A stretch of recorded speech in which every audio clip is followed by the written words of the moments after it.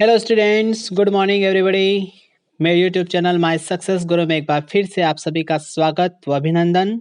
मैं Lokesh Chauhan, history lecturer, माध्यमिक शिक्षा विभाग राजस्थान। आज आपको एनसीईआरटी, सीबीएसई व आरबीएसई की कक्षा 12वीं की इतिहास के दूसरे चैप्टर राजा, किसान और नगर, आरंभिक राज्य और अर्थव्यवस्थाएं के मोस्ट इम्पोर्टेंट 21 लाइनर क्विज के बारे में जानकारी देने जा रहा हूं। इससे पहले भी मैंने इसी चैप्टर के 3 पार्ट यूट्यूब पर अपलोड किए हैं, उन्हें भी देखना न भूलें। इस 5 मिनट के वीडियो में बताए गए क्वेश्चन बोर्ड एग्जाम में बार बार पूछे जाते हैं, इन्हें ध्यान से सुने वो अपनी नोटबुक में लिखें। अब हम टॉप 21 लाइनर क्विज स्टार्ट करते हैं। जैन और बौद्ध ग्रंथों में पाए जाने वाले महाजनपदों के नाम बताइए। जैन और बौद्ध ग्रंथों में पाए जाने वाले महाजनपद वज्जी, मगध, कौशल, कुरु, पांचाल, गांधार, अवंती थे। अगला प्रश्न, गुप्त शासकों का इतिहास किसकी सहायता से लिखा गया है? गुप्त शासकों का इतिहास साहित्य, सिक्कों और अभिलेखों की सहायता से लिखा गया है। अगला प्रश्न, यूनानी इतिहासकारों के अनुसार मौर्य सम्राट चंद्रगुप्त के पास कितनी सेना थी?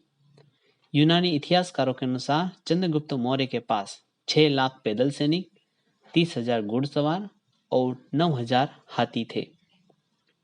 अगला प्रश्न, सामान्यतः अशोक को अभिलेखों में किस नाम से संबोधित किया गया है? अधिकांश अभिलेखों में अशोक को देवनामप्रिय, प्रियदर्शी, प्रियदर्शी आदि नामों से संबोधित किया गया है।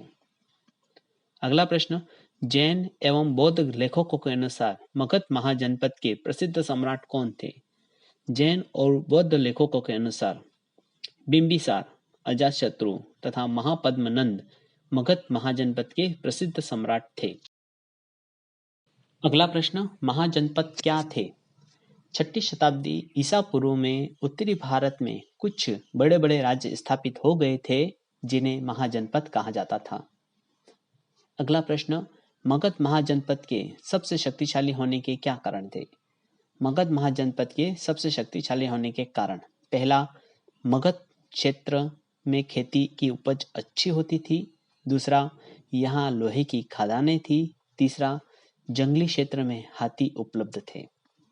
अगला प्रश्न, अभिलेख शास्त्रियों ने पतिवेदक शब्द का अर्थ क्या बताया है? अभिलेख शास्त्रियों ने पतिवेदक शब्द का अर्थ संवाददाता बताया है। अगला प्रश्न, गंध तिंदु जातक नामक कहानी में क्या बताया गया है? गंध तिंदु जातक नामक एक कहानी में यह बताया गया है कि एक कुटिल राजा की प्रजा किस प्रकार दुखी रहती है। अगला प्रश्न, देवानाम प्रिय शब्द का क्या आशय है? देवानाम प्रिय शब्द का आशय है देवताओं का प्रिय। अगला प्रश्न, प्रशस्ति और शिलालेख में क्या अंतर है?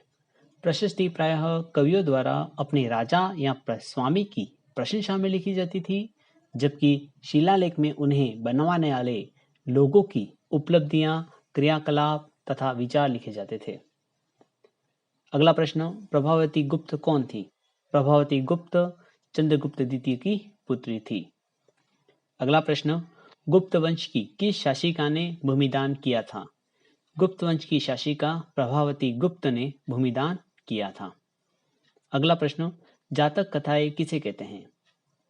महात्मा बुद्ध के पूर्व जन्मों की कहानियों का संकलन को जातक कथाओं के नाम से जाना जाता है। अगला प्रश्न, जातक ग्रंथों का क्या महत्व है? जातक ग्रंथों से हमें तत्कालीन राजाओं और प्रजाओं के संबंधों की जानकारी मिलती है। अगला प्रश्न, जैन और बौद्ध धर्म के आरंभिक ग्रंथों में कितने महाजनपदों का उल्लेख मिलता है? जैन और बौद्ध धर्म के आरंभिक ग्रंथों में 16 महाजनपदों का उल्लेख मिलता है।